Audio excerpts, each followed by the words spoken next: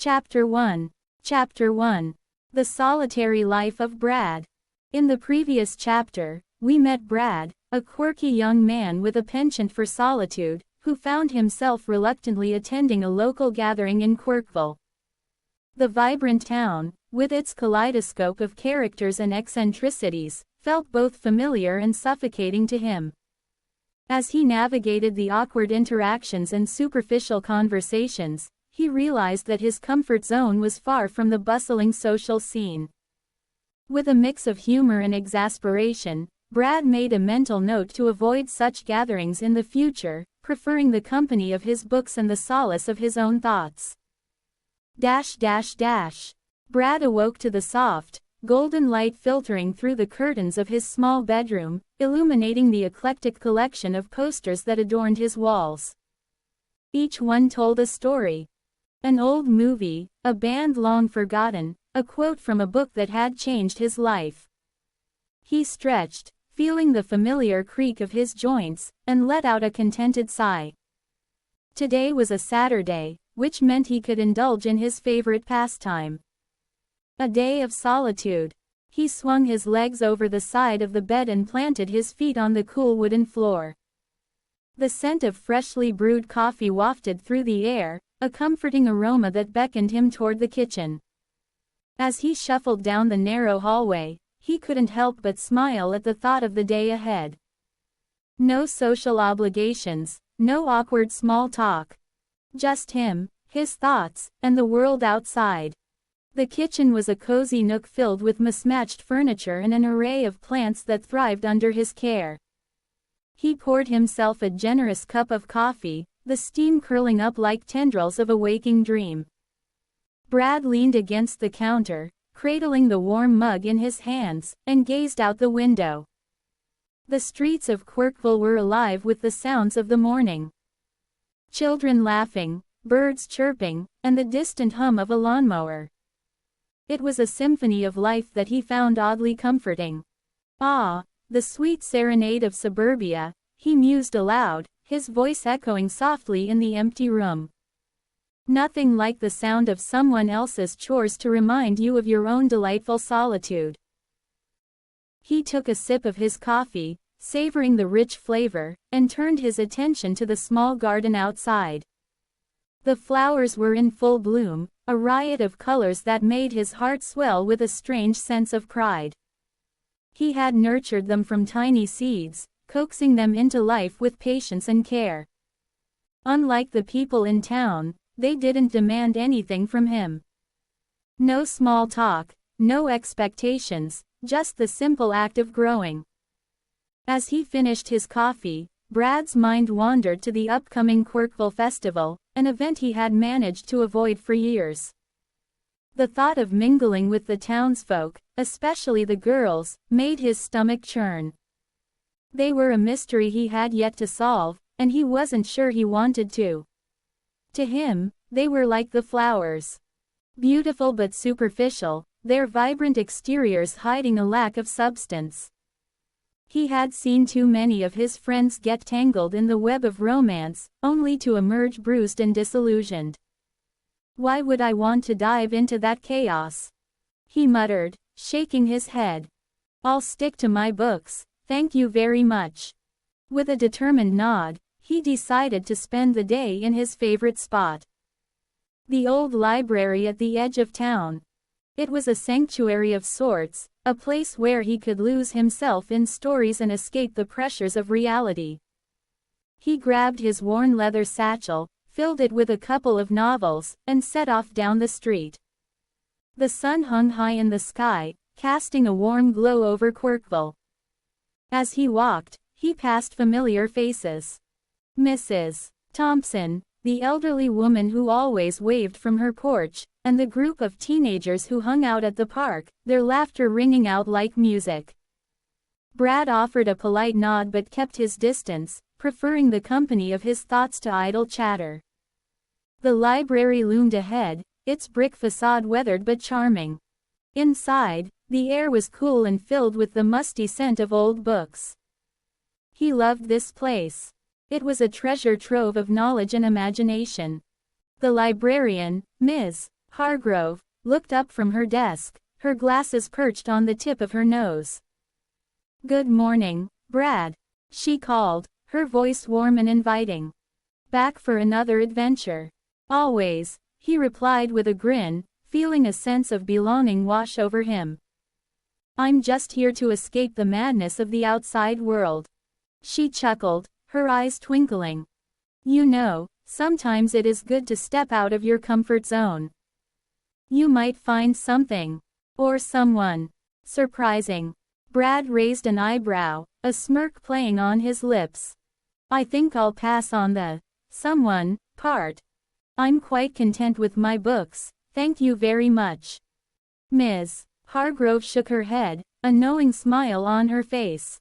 "Just remember, Brad, life has a way of surprising us when we least expect it." He waved her off, retreating to his favorite corner of the library, a cozy nook with a plush armchair and a small table.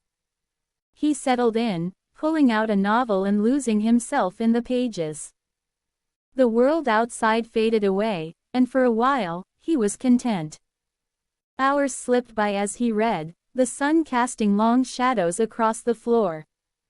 Just as he was about to dive into another chapter, the door swung open, and a gust of wind swept through the library, carrying with it a flurry of laughter and chatter. Brad looked up, his heart sinking as he recognized the voices. A group of girls from his high school entered, their presence like a sudden storm in his peaceful haven. They were animated, their laughter ringing out like chimes, and he felt an involuntary urge to shrink back into his chair. He tried to focus on his book, but the sound of their conversation was impossible to ignore. "Did you see the way Jake looked at me at the last party?" one girl gushed, flipping her hair over her shoulder. "I swear he's totally into me." "Please, he's just trying to get in your good graces," another chimed in, rolling her eyes. "You know how guys are."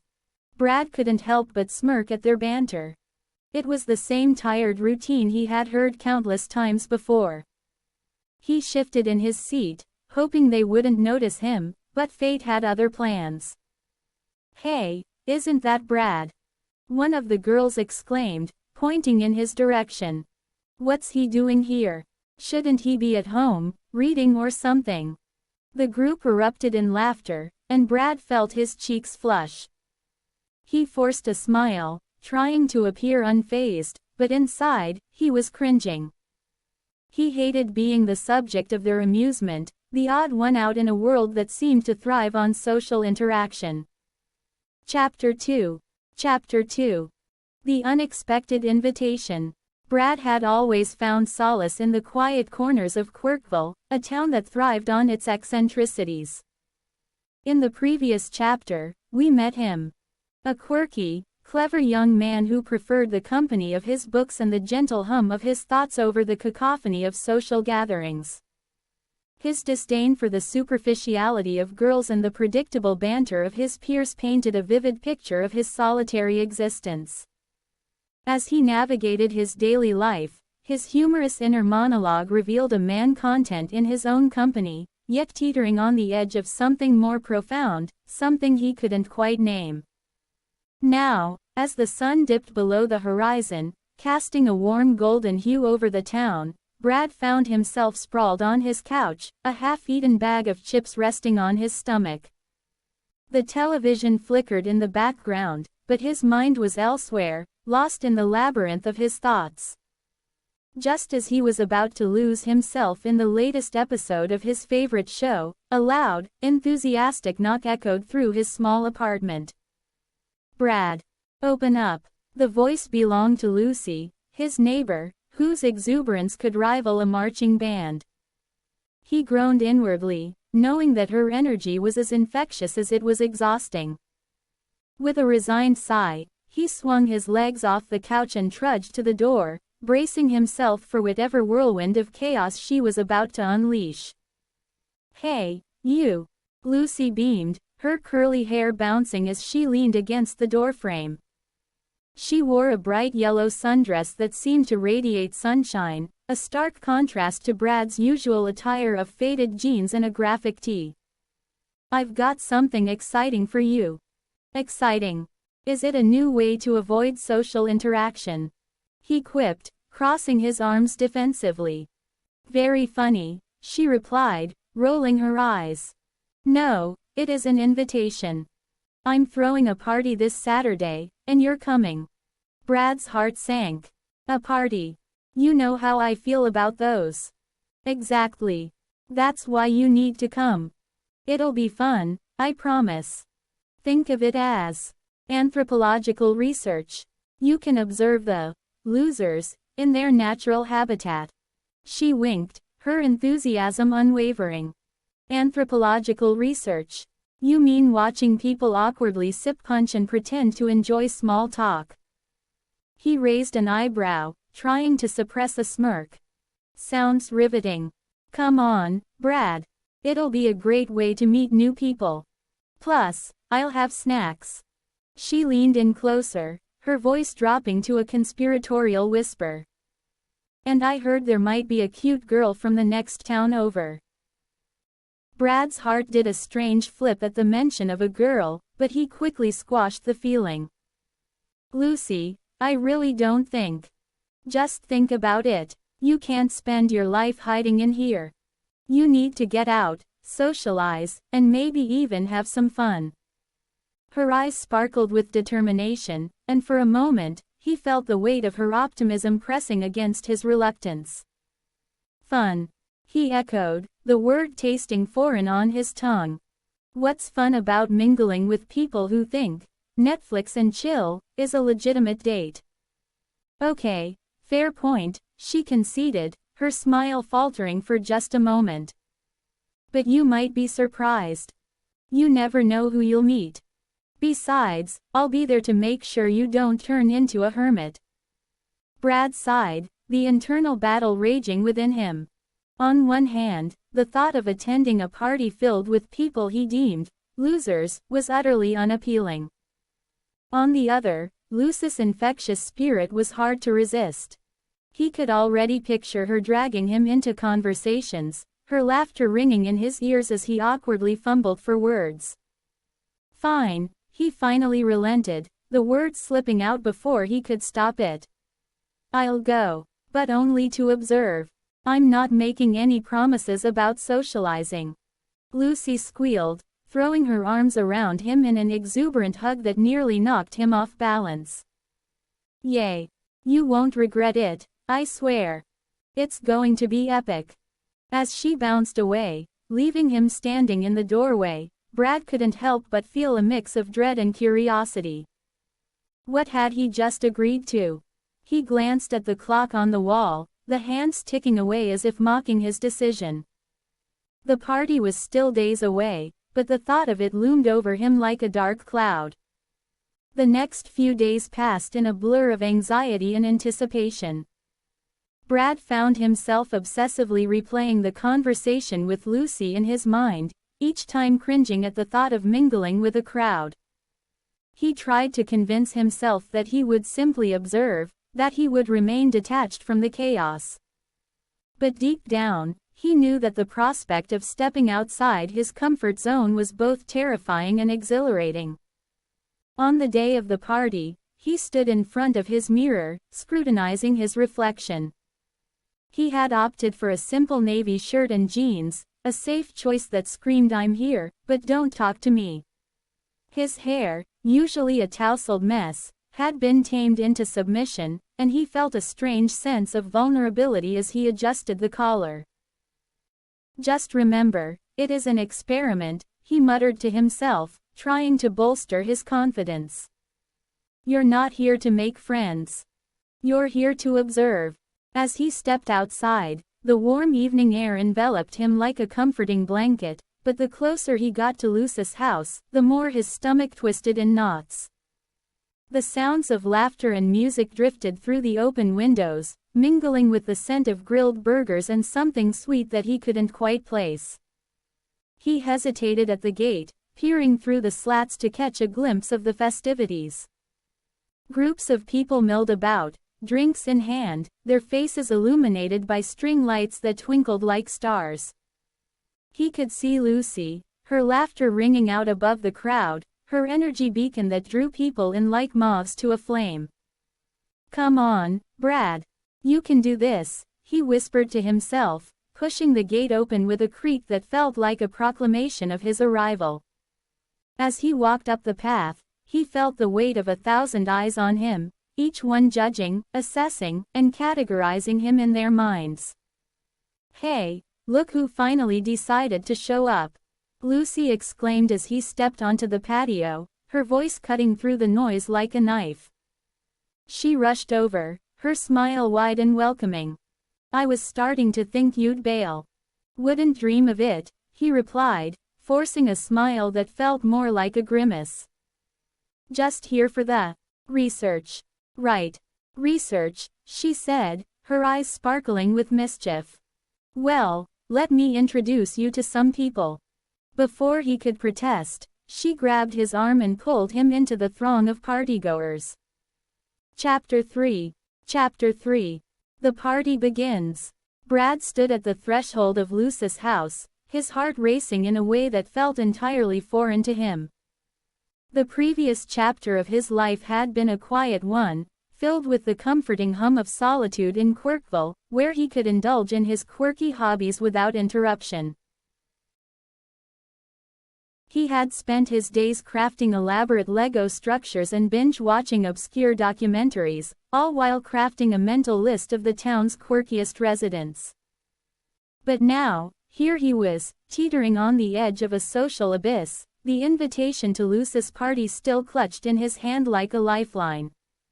He had never been one for parties, especially those that promised a cacophony of laughter and the clinking of glasses. The thought of mingling with a crowd of girls, whom he had long deemed superficial and annoying, made his stomach churn. Yet, somehow, he had found himself here, lured by the absurdity of it all and the faint hope that he might find something worth observing.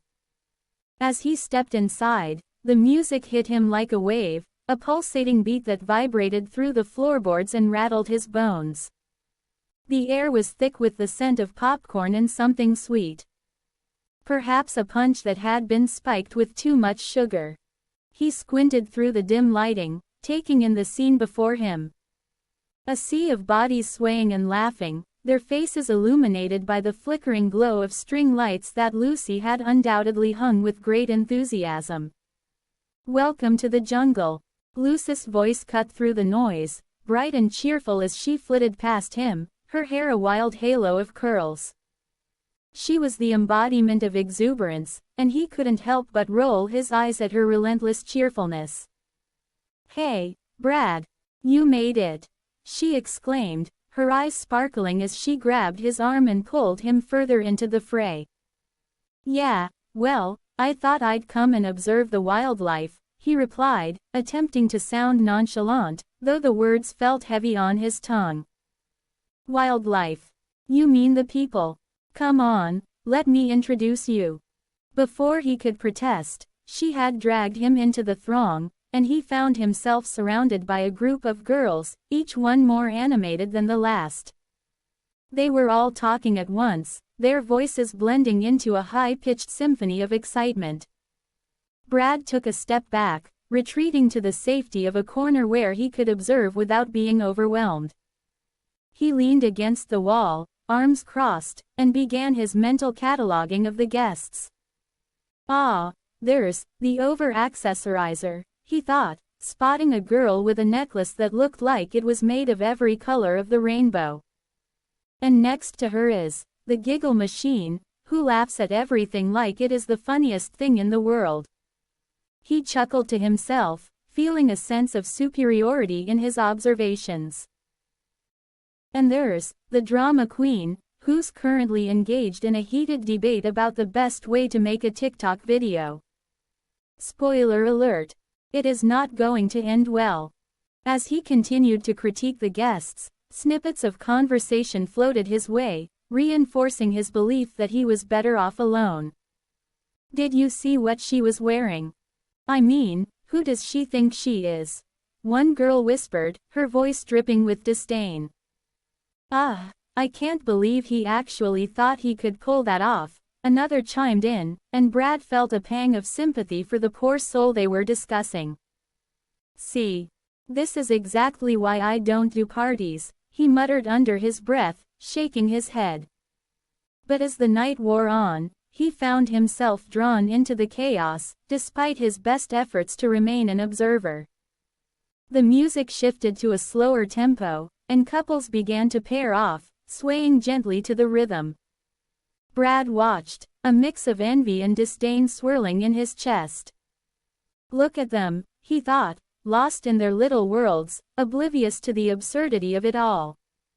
Yet, as he stood there, he couldn't shake the feeling that perhaps he was missing something.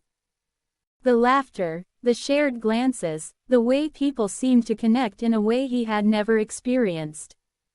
It was intoxicating, even if he refused to admit it. "Hey, Brad!" A voice broke through his reverie, and he turned to see Lucy approaching, a drink in hand. "You look like you're plotting something over here. Want to join the fun?" "Fun? Is that what you call this?" he replied, gesturing to the swirling mass of bodies. "It looks like a scene from a bad reality show." Lucy laughed, unfazed by his sarcasm. "You're just not seeing it right. Come on, let's dance." "Dance? I don't dance," he protested, but she was already pulling him toward the makeshift dance floor. As they reached the center of the room, Brad felt the heat of the crowd envelop him. The music pulsed through him, and for a moment, he was caught in the energy of it all. Lucy twirled away, her laughter ringing like a bell, and he couldn't help but smile despite himself. "Okay, maybe this isn't so bad," he thought, allowing himself to sway slightly to the beat. But just as he began to relax, he caught sight of a girl across the room. She was standing alone, her gaze fixed on her phone, a frown creasing her brow. Something about her struck him. Perhaps it was the way she seemed detached from the chaos around her, or the way her dark hair fell in soft waves around her shoulders. "Who's that?" he wondered, curiosity piqued. "Ah, that's Mia," Lucy said, following his gaze. "She's new in town. Kind of shy, but really sweet once you get to know her." Brad's heart raced at the thought of approaching her. "Shy, huh?" he mused, intrigued. "Maybe she's not a total loser, after all." "Go talk to her," Lucy urged, nudging him playfully. "You might actually enjoy it." "Yeah, right," he scoffed, but the idea lingered in his mind like a tantalizing whisper. As the night wore on, Brad found himself stealing glances at Mia, who remained engrossed in her phone, seemingly oblivious to the party around her. He could see the way her lips curled into a slight smile at whatever she was reading, and it made him wonder what thoughts danced behind her eyes. "Maybe I should just go say hi," he thought, his heart pounding with a mix of excitement and dread. But just as he gathered the courage to move, a loud crash echoed through the room, drawing everyone's attention. A group of rowdy boys had knocked over a table, sending drinks and snacks flying in every direction. "Oops!" one of them shouted, laughter erupting. Chapter 4. Chapter 4. The encounter with Daisy. Brad had never been one to embrace the chaos of social gatherings, and the party at Lucy's house had only reinforced his belief that he was better off in his own company. The cacophony of laughter, the thumping bass of the music, and the overwhelming scent of cheap cologne had assaulted his senses the moment he stepped through the door. He had spent the evening observing the crowd, mentally cataloging each guest with his own brand of sardonic humor. From the overly enthusiastic dancer to the guy who thinks he's a DJ, he had found solace in his critiques, convinced that he was superior to the so-called losers around him. But then, amidst the sea of familiar faces and exaggerated personas, he had spotted her. Daisy. She was unlike anyone he had ever encountered in Quirkville. With wild, curly hair that seemed to defy gravity and a mischievous glint in her eye. She stood out like a beacon of unconventionality. Brad had watched her from a distance, intrigued by the way she moved through the crowd, effortlessly engaging with others while maintaining an air of nonchalance. As the night wore on, he found himself drawn to her, as if by some invisible thread. It was a feeling he had never anticipated, and it both excited and terrified him. Dash dash dash. The music pulsed through the air, vibrating the floor beneath his feet as Brad leaned against the wall, nursing a lukewarm soda. He had retreated to his corner, a self-imposed exile from the chaos, when Daisy approached him, her presence a whirlwind of energy. "Hey there, wallflower," she said, her voice playful and teasing. "Is this your usual spot, or are you just trying to blend in with the wallpaper?" Brad raised an eyebrow, momentarily taken aback by her directness. "I prefer to think of myself as an observer," he replied, attempting to maintain his aloof demeanor. "Someone has to keep an eye on the losers." Daisy laughed, a sound that was both melodic and genuine. "Oh, come on. You can't possibly think everyone here is a loser." "What about me?" She struck a pose, hands on her hips, a mock-serious expression on her face. "I'm clearly the life of the party." He couldn't help but smile at her antics. "You're definitely something," he admitted, his defenses beginning to crumble. "But I wouldn't go so far as to call you the life of the party. More like a curious anomaly." "Curious anomaly. I'll take that as a compliment," she said, her eyes sparkling with mischief. "So, what's your name, Mr. Observer?" "Brad," he replied, extending a hand, which she shook firmly. "Daisy," she said, her grip surprisingly strong. "And I must say, you're not what I expected from someone who's been lurking in the shadows all night." "Lurking. I prefer the term, strategically positioned," he countered, feeling a strange thrill at their banter. "Strategically positioned, huh? Sounds like you've got a plan," she said, leaning in closer, her voice dropping to a conspiratorial whisper. "What's your strategy? Waiting for the perfect moment to escape?" "Something like that," he replied, his heart racing as he caught a whiff of her floral perfume, sweet and intoxicating. "I'm just here for the anthropological study of Quirkville's social dynamics." "Anthropological study? Now that's a fancy way to say you're avoiding human interaction," she teased, her eyes narrowing playfully. "But I have to admit, I'm intrigued. What have you observed so far?" Brad hesitated, caught off guard by her genuine interest. "Well, for starters, there's a distinct hierarchy," he began, warming to the topic. "The dancing queen reigns supreme, while the wallflowers, like me, are relegated to the sidelines." Daisy laughed again, a sound that sent a ripple of warmth through him. "And where do I fit into your little hierarchy?" "Definitely somewhere between curious anomaly and potential disruption," he replied, a smirk playing on his lips. "Potential disruption. I like that," she said, her expression turning serious for a moment. "But you know, sometimes it is good to disrupt the status quo. Life's too short to be a wallflower, don't you think?" Brad felt a flicker of something unfamiliar at her words. "Maybe," he said slowly, his mind racing. "But it is safer to observe from a distance. You don't get hurt that way. Or you miss out on all the fun," she countered, her gaze piercing through him. "You're not really afraid of getting hurt, are you?" He opened his mouth to respond but found himself at a loss for words. Was he afraid? The thought lingered in the air between them, heavy with unspoken truths. Instead, he deflected, his humor returning as a shield. "I'm just trying to avoid the losers." Daisy rolled her eyes, but there was a softness in her expression.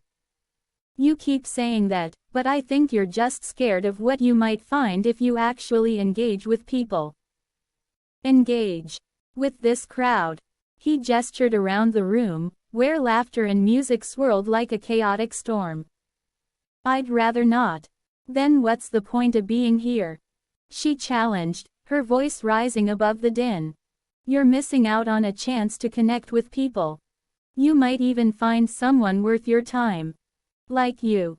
He shot back, half joking, but the words hung in the air, charged with an unexpected tension. Exactly like me, she said, her expression serious now.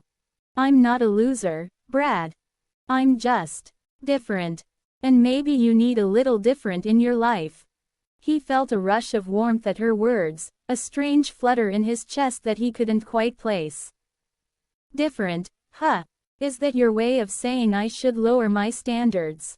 Maybe it is your way of saying you need to open your mind, she replied, her voice steady. You might be surprised by what you find. Brad opened his mouth to retort but found himself silenced by the intensity of her gaze. There was something in her eyes. An invitation, a challenge. That made him reconsider everything he thought he knew about social interactions. Okay, let's say I'm willing to entertain this idea of different, he said slowly, testing the waters. What do you suggest? Dance with me, she said, her smile returning, bright and infectious. Let's disrupt the status quo together. Dance. He echoed, incredulous. You must be joking. Not at all, she replied, her tone playful yet insistent. Come on, Brad. Live a little. You might even enjoy it. Chapter 5. Chapter 5. The revelation. Brad had never been one for parties, and yet here he was, standing in the middle of Lucy's living room, surrounded by a cacophony of laughter, music, and the unmistakable scent of cheap cologne mingling with the sweet aroma of sugary snacks. Just a few hours ago, he had been convinced that attending this gathering would be a colossal mistake, a plunge into a sea of superficiality. But then Daisy had appeared, her vibrant energy cutting through his cynicism like a knife through butter. Their banter had been sharp, witty, and surprisingly refreshing, leaving him questioning everything he thought he knew about girls. And about himself. As he leaned against the wall, nursing a soda that had long since lost its fizz, Brad couldn't shake the feeling that he was teetering on the edge of something profound. Daisy had a way of making him feel seen, as if he were more than just the quirky loner with a penchant for solitude. But with that realization came a wave of anxiety. What if he was just projecting his insecurities onto her? What if, beneath her playful exterior, she was just like the others? Superficial, shallow, and ultimately disappointing. Hey, Brad. Lucy's voice cut through his thoughts, bright and bubbly as ever. She was weaving through the crowd, her hair bouncing with each step. You're not hiding in the corner, are you? Come join us. He forced a smile, trying to mask the turmoil brewing inside him.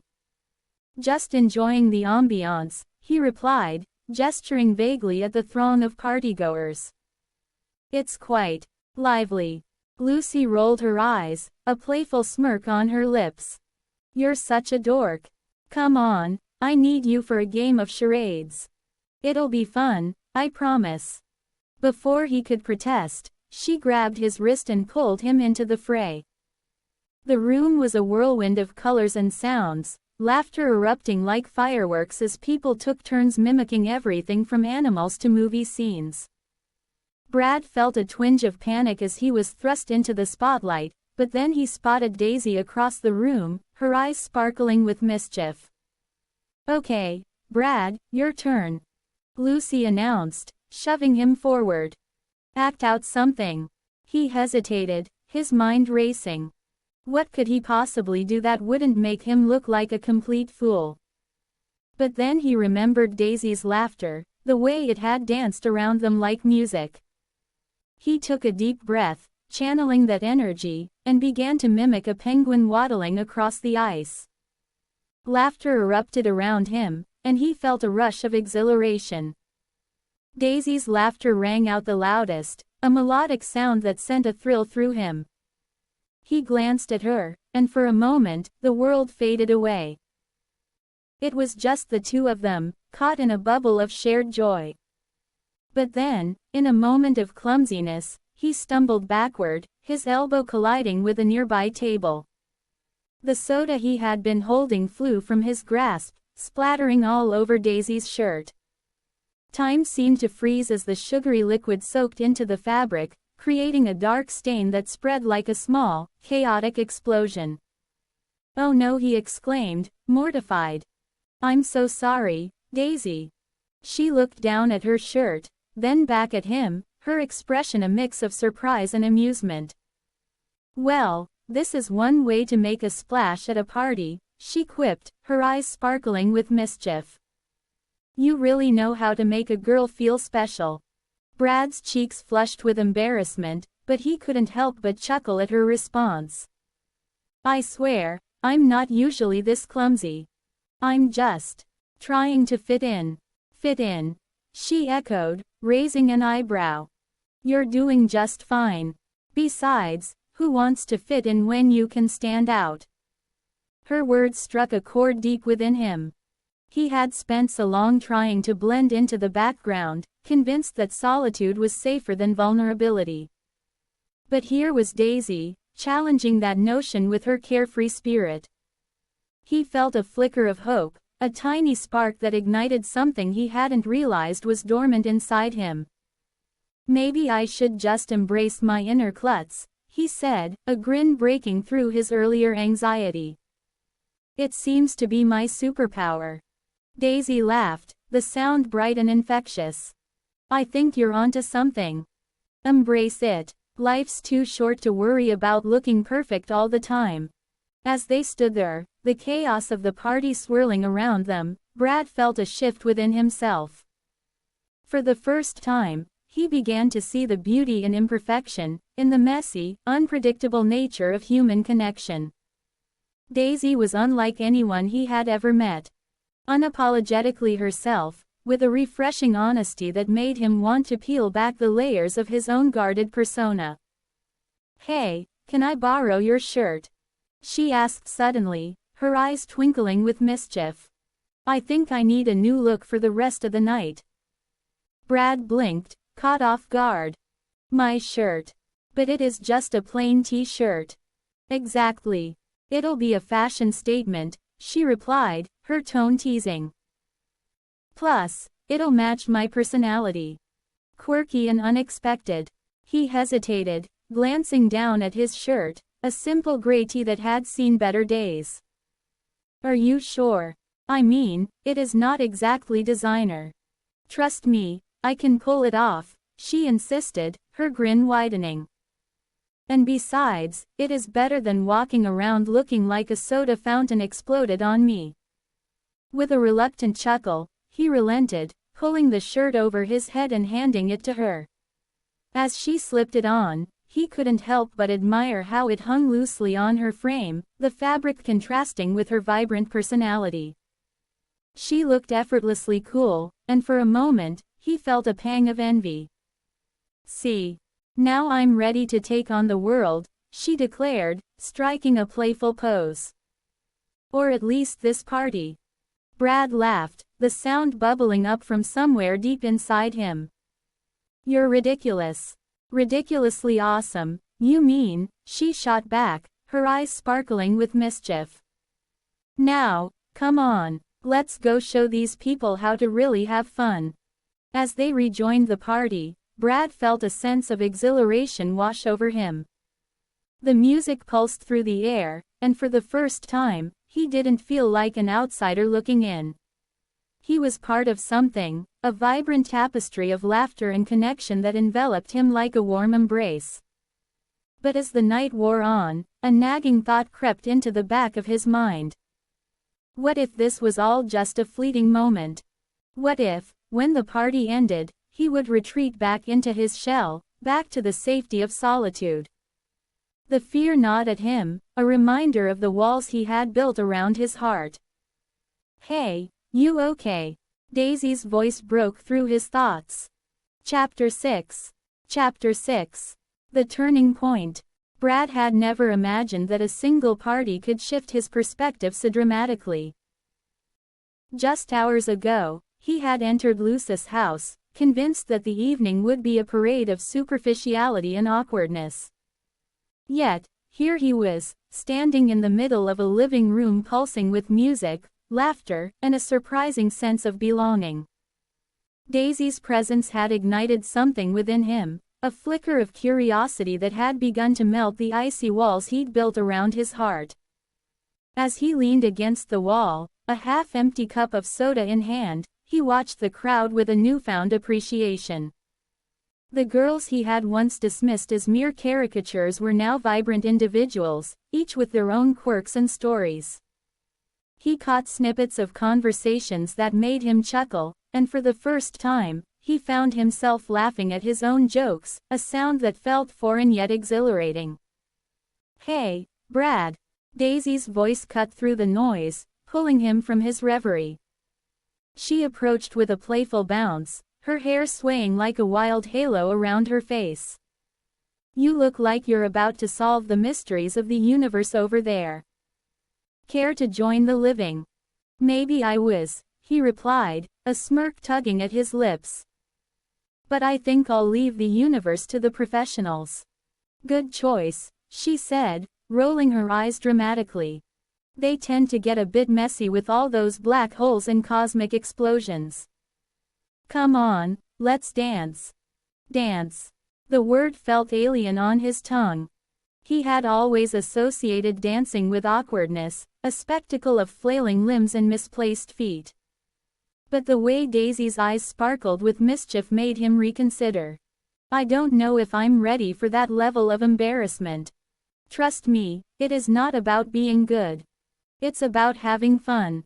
She grabbed his wrist, her grip firm yet inviting, and before he could protest, she pulled him into the thrumming heart of the party.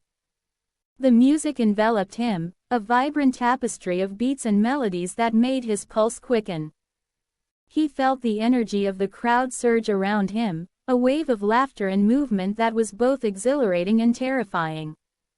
Daisy twirled in front of him, her laughter ringing like a bell, and he couldn't help but smile. "Just follow my lead," she shouted over the music, her voice bright and encouraging. As he moved, he felt a strange sense of liberation. He let go of his self-consciousness, allowing the rhythm to guide him. He stumbled at first, his feet unsure, but Daisy's infectious enthusiasm pulled him along. With each beat, he felt the weight of his judgments lift, replaced by a sense of joy he hadn't experienced in years. "See? Not so bad, right?" Daisy grinned, her cheeks flushed with excitement. "Maybe I'm just a natural," he quipped, trying to sound nonchalant, but the truth was, he was having the time of his life. The laughter, the music, the warmth of the crowd. It was intoxicating. He glanced around, noticing the other partygoers dancing with abandon, their faces lit with joy. For the first time, he saw them not as losers, but as fellow adventurers in this chaotic, beautiful moment. As the song shifted to a slower tempo, Daisy stepped closer, her eyes sparkling with mischief.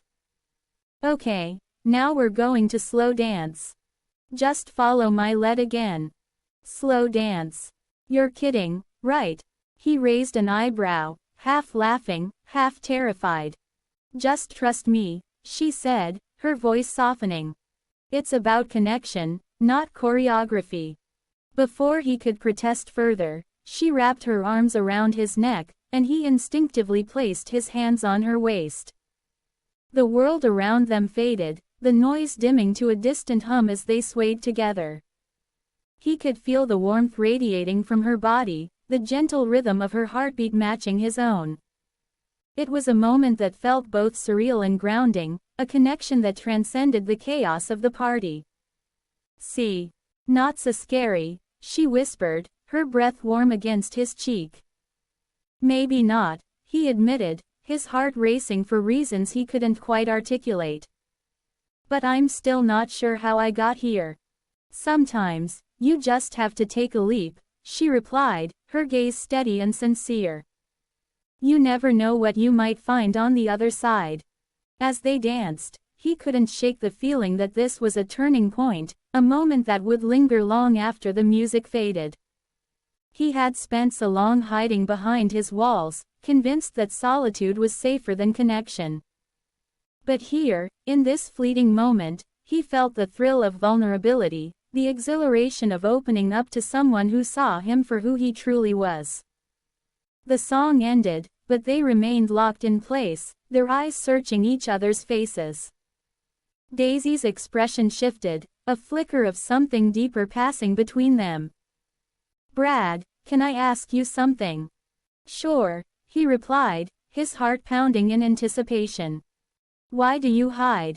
Her question hung in the air, heavy with unspoken truths. You're funny and smart, but you act like you're afraid to let anyone in. He opened his mouth to respond, but the words caught in his throat. He had never been one to share his insecurities, to peel back the layers of his carefully constructed facade. But something about Daisy's earnestness made him want to try. I guess. I've always thought it was easier to be alone, he finally said, his voice barely above a whisper. People can be complicated. And I'm not great with complicated. Complicated can be beautiful, too, she said softly, her eyes searching his. You don't have to be perfect to connect with someone. You just have to be real. Her words struck a chord deep within him, resonating with the fears he had buried for so long.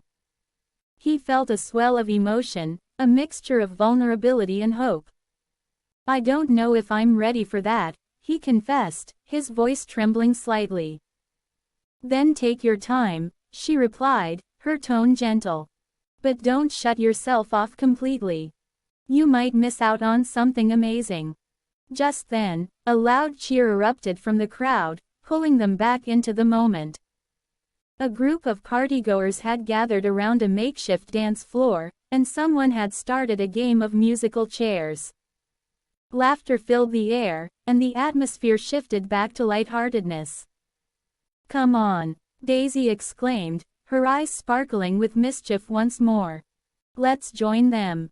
Before he could respond, she grabbed his hand and pulled him toward the chaos.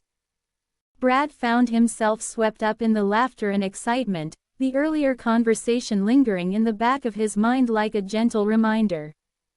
As he joined in the game, he felt a sense of belonging that he had never anticipated. The game was a whirlwind of laughter, shoving, and playful competition. Brad found himself caught up in the energy. Chapter 7.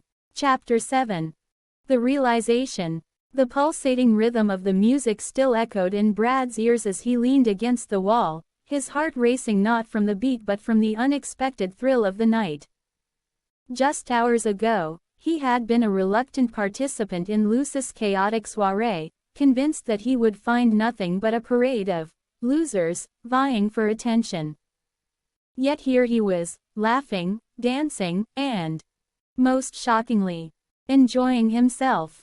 Daisy had turned his world upside down, and he was still trying to find his footing.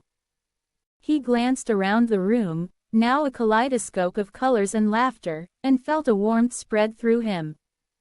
The girls he had once dismissed as superficial were now vibrant individuals, each with their own quirks and stories. And Daisy. Her laughter was like a melody that lingered in the air, drawing him in like a moth to a flame. He could still feel the warmth of her shoulder brushing against his as they danced, the way her eyes sparkled with mischief and understanding. Hey, you! Daisy called, her voice cutting through the noise. She was standing by the snack table, a half-eaten slice of pizza in one hand and a soda can in the other. You look like you're about to pass out from all this fun. Brad chuckled, pushing himself off the wall and making his way toward her. I was just contemplating the existential crisis of being surrounded by so many losers, he replied, a teasing grin on his face.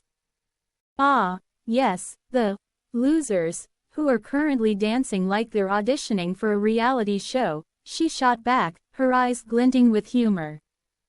But you're not one to talk, Mr. Wallflower. I saw you busting a move earlier. Busting a move? I was merely attempting to keep my limbs from falling off, he retorted, feigning indignation. But inside, he felt a flutter of something he hadn't expected. Connection. Daisy took a step closer, her expression softening. You know, it is okay to let your guard down sometimes. You might find that people aren't as bad as you think. Brad's heart skipped a beat. He had spent so long building walls around himself, convinced that solitude was the safest option. But standing here with Daisy, he felt those walls beginning to crumble. Maybe, he admitted, his voice quieter now. But it is hard to shake off years of, well, isolation. She nodded, her gaze steady. I get that. I've had my share of feeling like an outsider. But I've learned that the best moments come when you let people in. It's scary, but it is worth it. Her words hung in the air, heavy with truth. Brad's mind raced, grappling with the implications. He had always prided himself on his independence, his ability to navigate life without needing anyone else. But as he looked into Daisy's eyes, he saw a flicker of understanding, a shared experience that resonated deep within him. What do you dream about? He asked suddenly, the question spilling out before he could second-guess himself. Daisy's expression shifted, a hint of surprise crossing her face. Dreams. Well, I've always wanted to travel the world, see places that aren't just in the pages of a book. I want to experience life in all its chaos and beauty. Brad felt a pang of longing at her words. He had always been content to stay within the confines of Quirkville, convinced that adventure was overrated. But now, he found himself yearning for something more. What's stopping you? He asked, genuinely curious. Fear, mostly, she admitted, her voice dropping to a whisper. Fear of failure, fear of the unknown. But I think it is also about finding the right people to share those dreams with. It's hard to take that leap alone. The weight of her confession settled between them, and Brad felt a surge of empathy. He had always thought of himself as a lone wolf, but perhaps he had been wrong. I get that, he said slowly. I've always been afraid of letting people in. I thought it would keep me safe. Daisy's eyes softened further, and she reached out, her fingers brushing against his arm. But safety can be a cage, too. Sometimes, you have to risk a little to find something real. Brad swallowed hard, the truth of her words resonating within him. He had spent so long hiding from the world, convinced that it was better to be alone than to risk vulnerability. But now, standing here with Daisy, he felt a flicker of hope. Maybe it was time to break free from his self-imposed prison. Do you think it is too late for me? He asked, his voice barely above a whisper. Never, she replied firmly, her grip on his arm tightening. It's never too late to start living. You just have to take that first step. The music swelled around them, a vibrant backdrop to their conversation, and Brad felt a rush of determination. He wanted to embrace this new perspective, to explore the world beyond his comfort zone. But more than that, he wanted to explore the connection blossoming between him and Daisy. As if sensing his resolve, Daisy's expression shifted, a playful glint returning to her eyes. So, what's it going to be, Brad? Are you going to stay here and wallow in your loser thoughts, or are you going to join the rest of us in this chaotic dance of life? Brad chuckled, the tension in his chest easing. I suppose I could give it another shot. But only if you promise to be my partner in crime. Deal, she said, her smile brightening the dimly lit room. Let's show these losers how it is done. With that, she grabbed his hand and pulled him toward the center of the room, laughter bubbling between them. The music enveloped them, and for the first time, Brad felt free. He let go of his inhibitions, allowing himself to be swept up in the rhythm, the joy, and the connection that pulsed through the crowd. As they danced, Brad couldn't help but steal glances at Daisy, her hair swaying with every movement, her laughter ringing like a bell. He felt a warmth spreading through him, a sense of belonging that he had never experienced before. It was exhilarating and terrifying all at once. But just as he was beginning to lose himself in the moment, a sudden commotion at the edge of the room caught his attention. A group of partygoers had gathered, their voices rising in excitement. Curiosity piqued, Brad turned to Daisy. "What's going on over there?" She followed his gaze, her brow furrowing slightly. "I'm not sure. Let's check it out." As they made their way through the crowd, the atmosphere shifted. The laughter and music faded into the background, replaced by a tense energy that crackled in the air. Brad's heart raced as they approached the gathering. Chapter 8. The decision. The echoes of laughter and the thumping bass of the party still reverberated in Brad's mind as he stepped into his small apartment, the door clicking shut behind him with a finality that felt both comforting and disconcerting. He had entered the night a self-proclaimed hermit, convinced that social gatherings were a breeding ground for superficiality and awkwardness. Yet, somehow, he had emerged from the chaos of Lucy's party with a sense of exhilaration he had never anticipated. Daisy had turned his world upside down, her sharp wit and genuine laughter cutting through his defenses like a hot knife through butter. He tossed his jacket onto the back of a chair and sank into the worn-out couch, the fabric still faintly smelling of popcorn from his last movie marathon. The room was dimly lit, illuminated only by the flickering light of his laptop, which sat on the coffee table like a silent observer. Brad's mind raced as he replayed the night's events, each moment with Daisy etched vividly in his memory. Her laughter, the way her eyes sparkled when she teased him, and the unexpected ease of their conversations lingered like a sweet aftertaste. "Who knew I could actually enjoy a party?" he muttered to himself, shaking his head in disbelief. He had spent years building walls around his heart, convinced that solitude was his only refuge. Yet, here he was, contemplating the unthinkable. Reaching out to someone, inviting them into his carefully curated world. As he leaned back, staring at the ceiling, Brad felt a flutter of excitement mixed with anxiety. He had never been one to take risks, especially when it came to relationships. But Daisy was different. She had seen through his sarcasm and bravado, challenging him in ways that made him feel alive. The thought of inviting her for coffee sent a thrill through him, but it was quickly followed by a wave of self-doubt. What if she thought he was just another loser? What if she laughed at his invitation, dismissing it as a joke?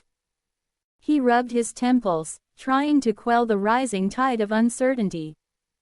"Just coffee," he whispered, as if saying it aloud would make it more real. "What's the worst that could happen?" With a deep breath, he grabbed his phone, the screen lighting up with a soft glow. His fingers hovered over the screen, hesitating as he searched for Daisy's contact. The name felt foreign yet familiar, like a melody he had just begun to learn. He could picture her smile, the way her hair fell in soft waves around her shoulders, and the way she had looked at him with genuine interest. "Okay, Brad. You can do this," he muttered, his heart racing as he typed out a message. "Hey, Daisy. I had a great time at the party. Would you like to grab coffee sometime?" He stared at the message, his heart pounding in his chest. It felt like standing at the edge of a cliff, ready to leap into the unknown. He hit send before he could second-guess himself, his breath hitching as he waited for a response. Moments felt like hours as he stared at the screen, anxiety gnawing at him. Just as he began to doubt his decision, his phone buzzed, and his heart leapt. "I'd love to. How about tomorrow at 10? Brad's face broke into a grin, the tension in his shoulders easing. He quickly typed back, confirming the time and place, and then set his phone down, a mixture of excitement and disbelief washing over him. He was really going to meet Daisy for coffee. As the night wore on, he found it difficult to sleep, his mind racing with possibilities. What would they talk about? Would he be able to keep up with her quick wit? He imagined her teasing him about his awkwardness, her laughter ringing in his ears like music. The thought made him smile, and he drifted off to sleep with visions of their conversation dancing in his mind. The next morning dawned bright and clear, the sun streaming through his window and casting warm patches of light across the floor. Brad stood in front of the mirror, adjusting his hair for what felt like the 100th time. He wore a simple navy blue shirt that he hoped would make him look effortlessly cool, but he couldn't shake the feeling that he was overthinking everything. "Just be yourself," he muttered, trying to convince his reflection. "You're not a loser. You're just you." As he made his way to the cafe, the familiar streets of Quirkville felt different, charged with a sense of anticipation. The air was crisp, carrying the scent of fresh coffee and baked goods from the cafe ahead. He arrived early, his nerves buzzing like a live wire as he pushed open the door, the bell above jingling cheerfully. The cafe was cozy, filled with the aroma of roasted beans and the soft murmur of conversations. He found a small table by the window, the sunlight streaming in and warming his skin. He ordered a black coffee, his usual choice, and settled into his seat, tapping his fingers nervously against the table. Minutes felt like hours as he waited, his mind racing with thoughts of what to say. He glanced at the door every time it swung open, his heart leaping each time, only to sink when it wasn't Daisy. Just as he began to doubt himself, the door swung open, and there she was. Daisy stepped inside, her presence lighting up the room. She wore a bright yellow sundress that danced around her knees, and her hair fell in soft waves, framing her face perfectly. She spotted him immediately, her face breaking into a wide smile that sent a rush of warmth through him. "Hey, Brad," she called, her voice bright and cheerful as she made her way over. "Sorry I'm late. I got caught up in a debate with my cat about whether or not he should be allowed on the kitchen counter." Brad chuckled, his nerves easing as she slid into the seat across from him. "I take it you lost that debate." "Of course. He's a master manipulator," she replied, her eyes sparkling with mischief. "But I'm pretty sure he's plotting to take over the world one countertop at a time." Their conversation flowed easily, laughter punctuating their exchanges as they shared stories about their lives.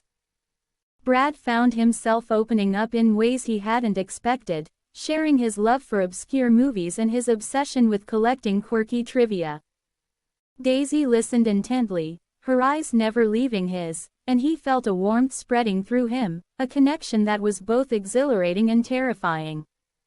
As they sipped their coffees, Brad noticed the way her gaze lingered on him, a hint of something deeper in her expression. It made his heart race, and he couldn't help but wonder if she felt the same spark he did. "So, what's your biggest dream?" Daisy asked, her tone suddenly serious. Brad hesitated, the question catching him off guard. He had spent so long hiding behind his sarcasm that he had almost forgotten how to be vulnerable.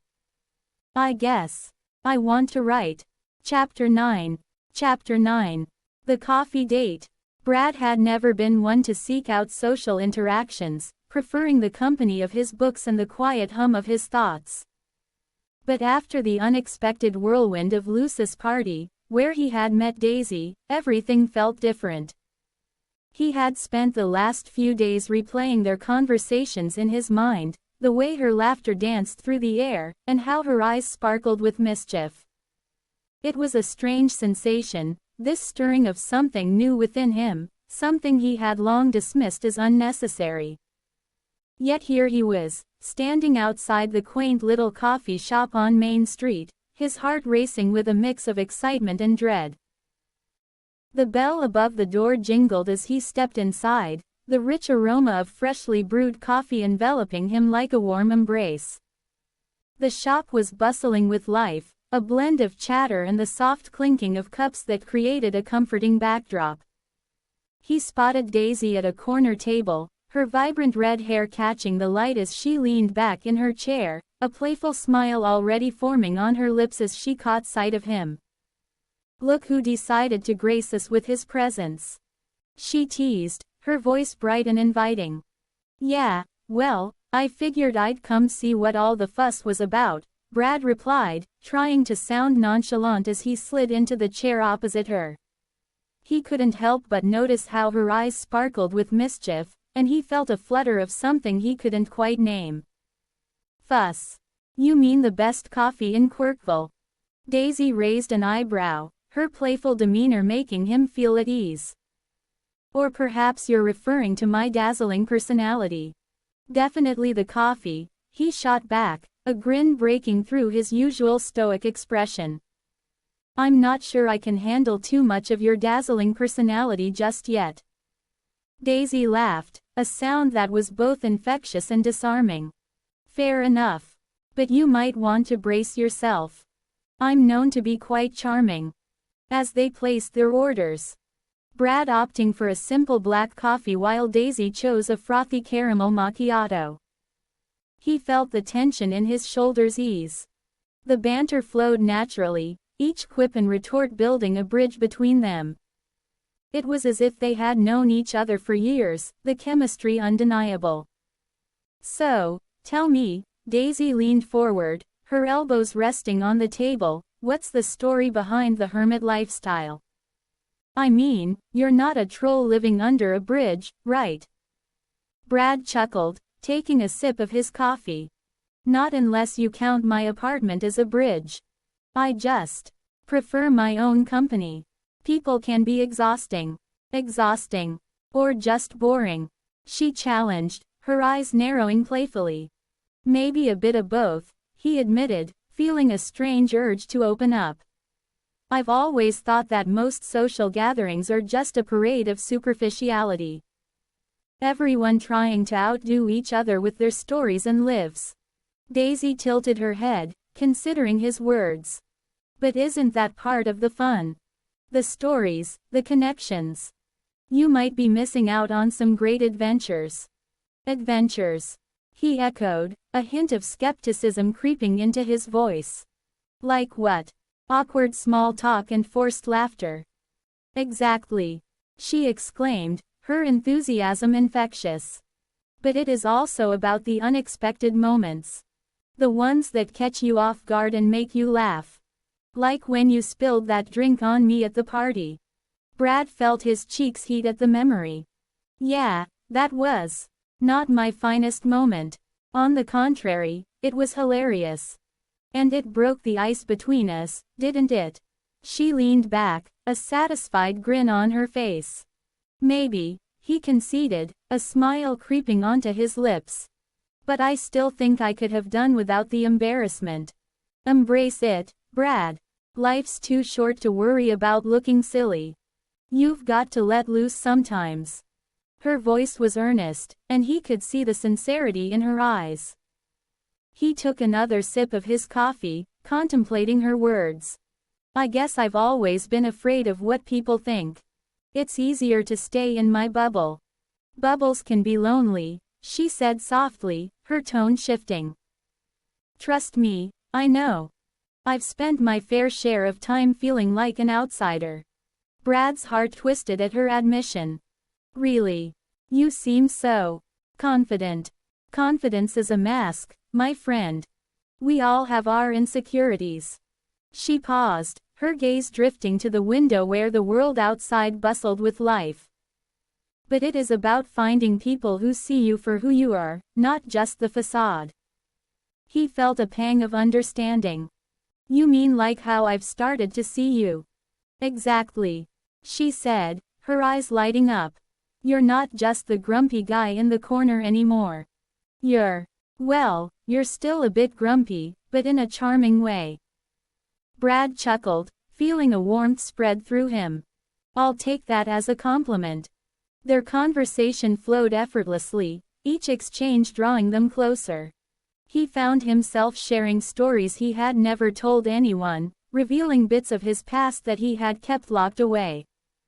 Daisy listened intently, her laughter punctuating his anecdotes, and for the first time in a long while, he felt seen.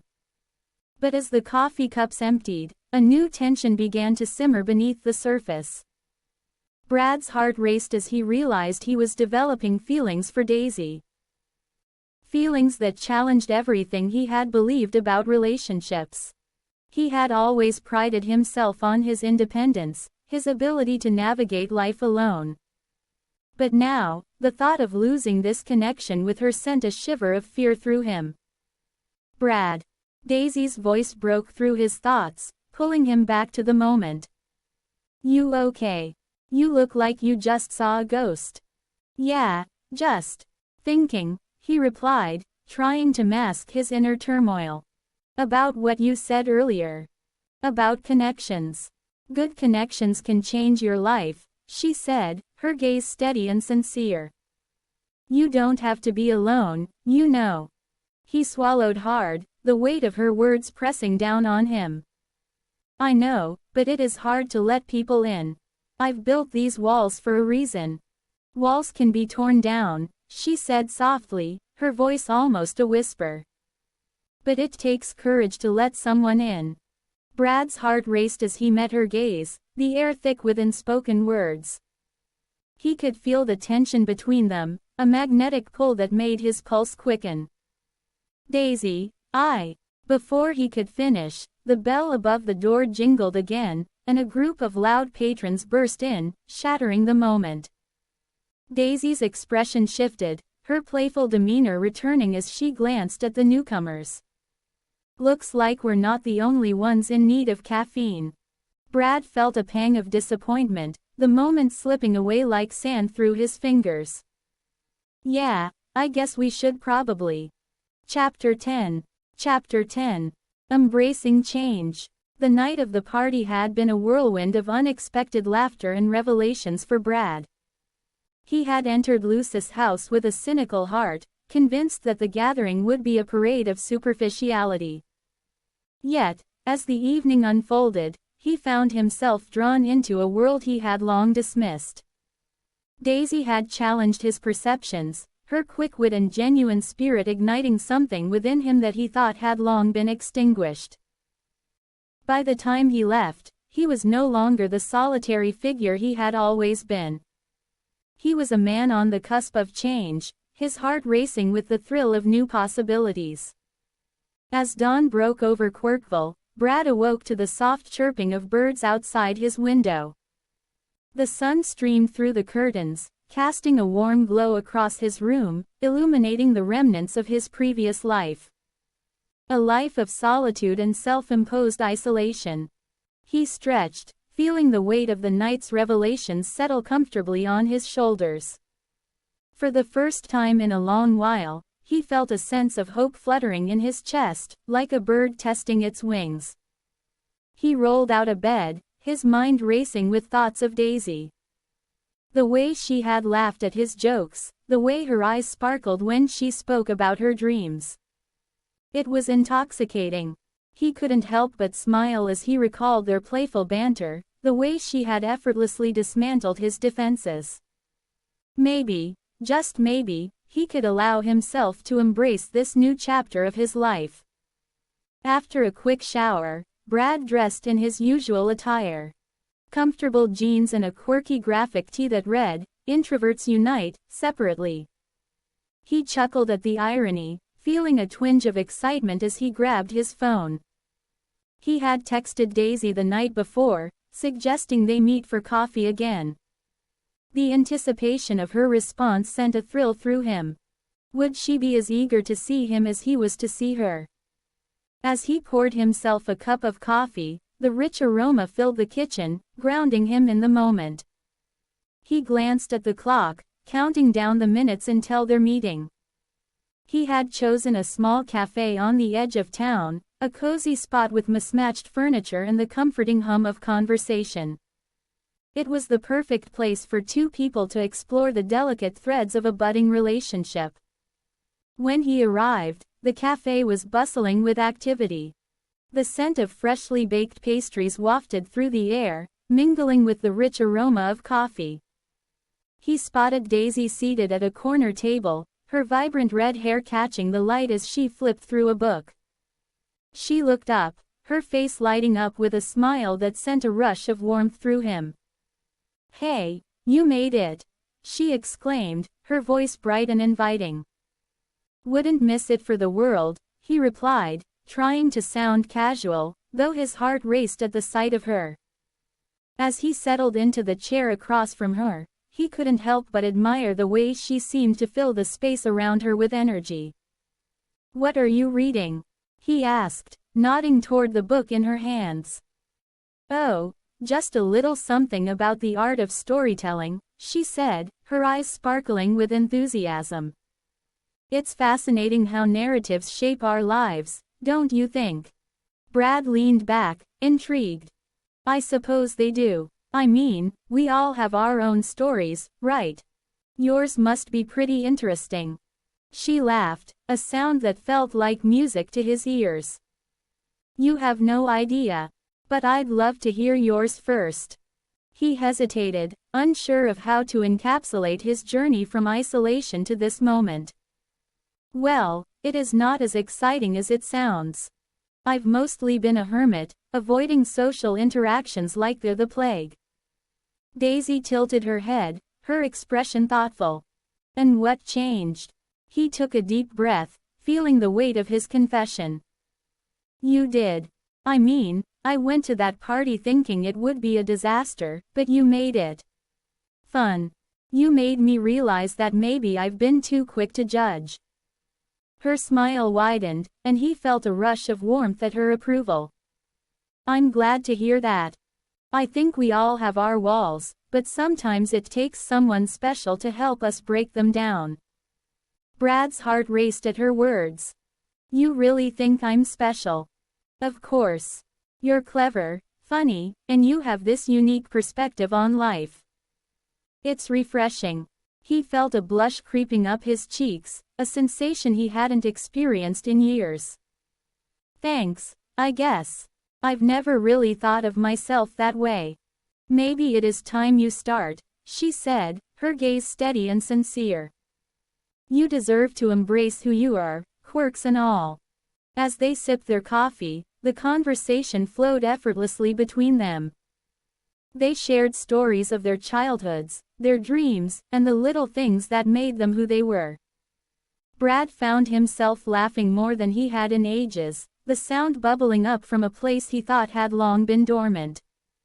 But as the minutes turned into an hour, he felt a flicker of anxiety creeping in. What if this was just a fleeting moment of connection? What if he was setting himself up for disappointment? He glanced at Daisy, who was animatedly discussing her favorite books, and he couldn't help but feel a pang of fear. He didn't want to lose this. "Daisy," he interrupted gently, his voice tinged with uncertainty. "Can I ask you something?" "Of course. What's on your mind?" He hesitated, searching for the right words. What if I'm not ready for this? For whatever this is between us?" Her expression softened, and she leaned forward, her eyes searching his. "Brad, it is okay to be scared. Change is hard, especially when it comes to feelings. But you don't have to rush into anything. We can take our time." He felt a wave of relief wash over him. "I just don't want to mess this up. I've spent so long avoiding connections, and now that I'm finally opening up, I'm terrified of getting hurt." Daisy reached across the table, her fingers brushing against his. "You won't mess it up. Just be yourself. That's all I want from you." Her touch sent a jolt of electricity through him, and he felt a warmth spreading in his chest. "You make it sound so easy." "Because it can be," she said, her voice steady and reassuring. "You just have to trust yourself." "And me." Brad nodded, feeling a newfound sense of determination. Maybe he could embrace this change, this connection. Maybe he could allow himself to be vulnerable for once. As they continued to talk, the cafe around them faded into the background. The laughter, the clinking of cups, the aroma of coffee. It all became a distant hum as he focused solely on Daisy. She was a bright light in his life, and he was ready to step into the warmth of her glow.